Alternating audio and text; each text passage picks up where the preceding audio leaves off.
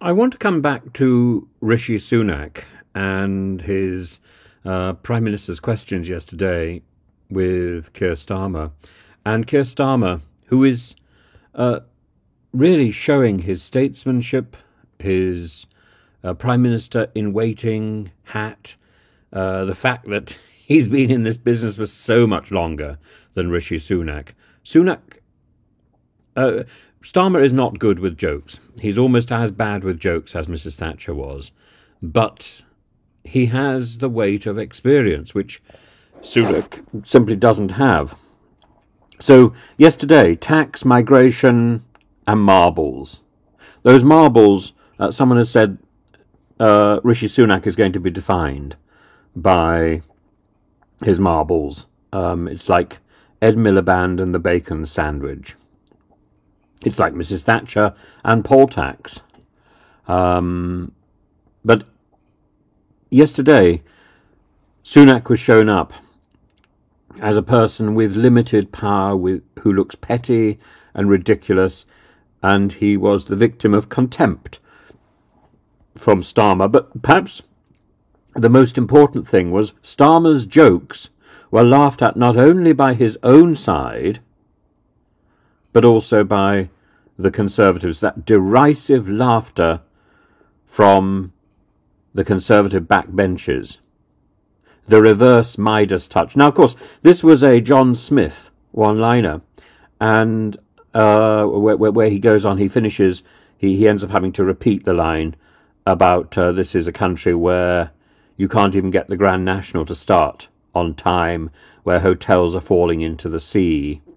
That's what Starmer is doing is recapturing the spirit of that speech, the plummeting popularity, the botched reshuffle.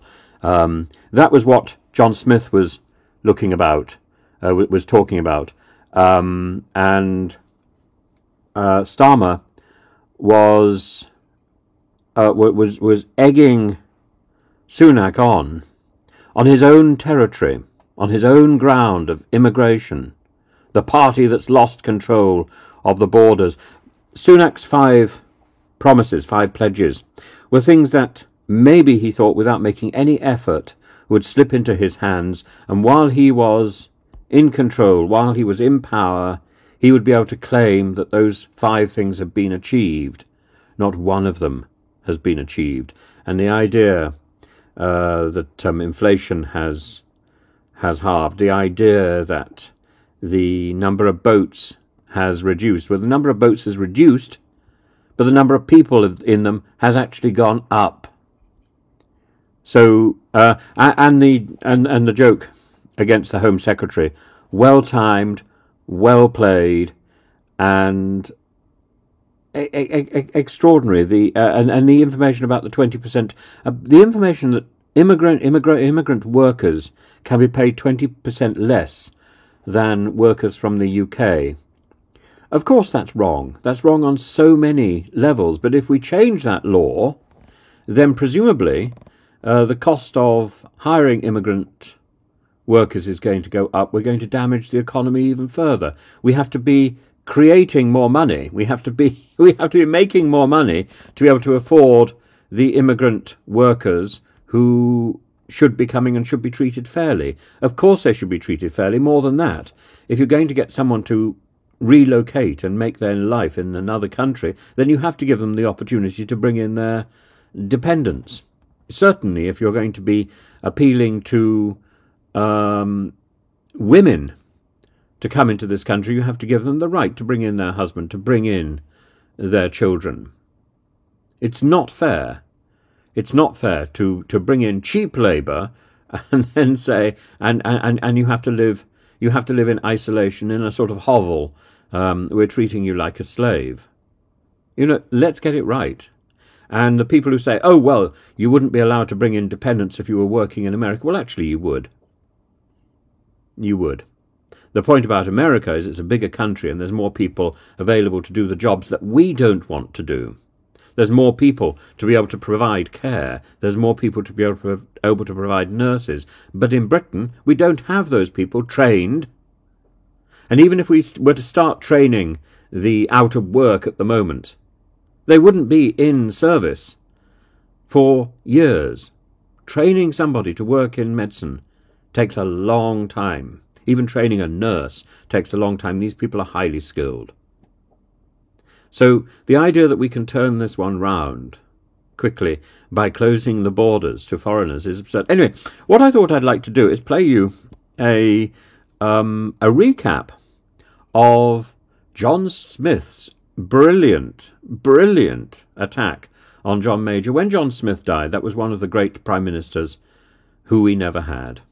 And I'm not a Labour supporter, but I admired John Smith in the same way that I admired Michael Foot and I admire Tony Benn. These were great parliamentary performers. And John Smith particularly was a man with a very sound mind. So I think we lost a great deal in the death of John Smith. But listen to what he has to say, and then you will see the parallels very clearly. Not even the most inventive or ruthless scaremonger amongst my honourable friends would have had the audacity to allege that any government could possibly be so consistently incompetent, so hopelessly accident-prone, so foolishly inept. I select but a few of the Prime Minister's recent triumphs. The billions of pounds lost in the panic and fiasco of Black Wednesday. The grievous damage to our energy resources which the disastrous pit closures programme has inflicted upon this country. The shady double-dealing in the metric structural affair.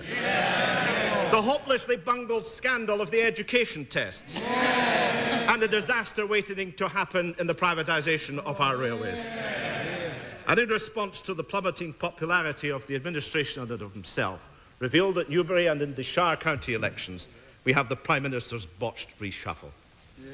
If we were to offer this tale of events to the BBC Light Entertainment Department as a script for a programme, I think the producers of Yes Minister would have turned it down as hopelessly over the top. I think it might have even been too much, for some mothers do have them.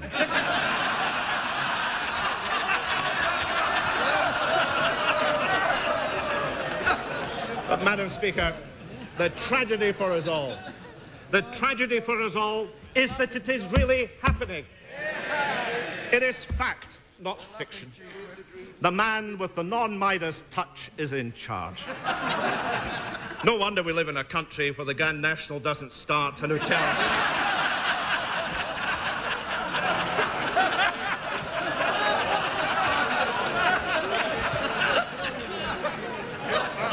Well, the Grand National doesn't start and hotels fall into the sea.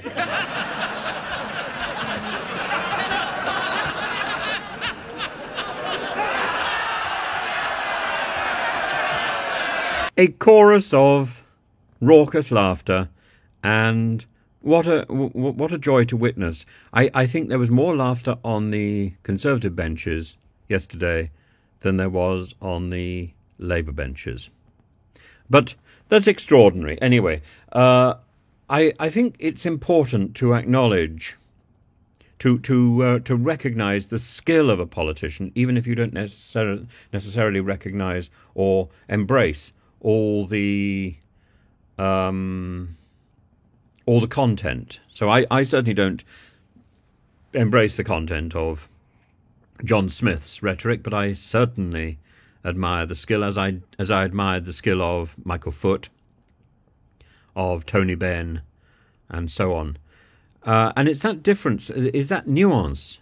So the same sort of thing, appreciation or appropriation. This debate was going on yesterday in I'm a Celebrity, Get Me Out of Here, between Nella and Nigel. Nella Rose, the YouTuber I don't know, and Nigel Farage, the UKIP man I wish I didn't know. And Farage was talking about cultural appropriation and suggesting that was it inappropriate to wear a sombrero and shake his maracas. Well, I think what he's really talking about there is cultural appreciation. And he's not the only person who would like to don a sombrero. And I also think the time may come when a white actor may well be able to play Othello again. There's some great lines in that play. And I don't think great art is defined by colour. Great art is defined by artistry and skill. And that is independent of culture, colour, gender. As, for example, we saw with people playing, with women playing the part of King Lear or Hamlet. That's something, incidentally, which goes back a long way. And it goes back even into the 19th century. People of both genders have played Hamlet.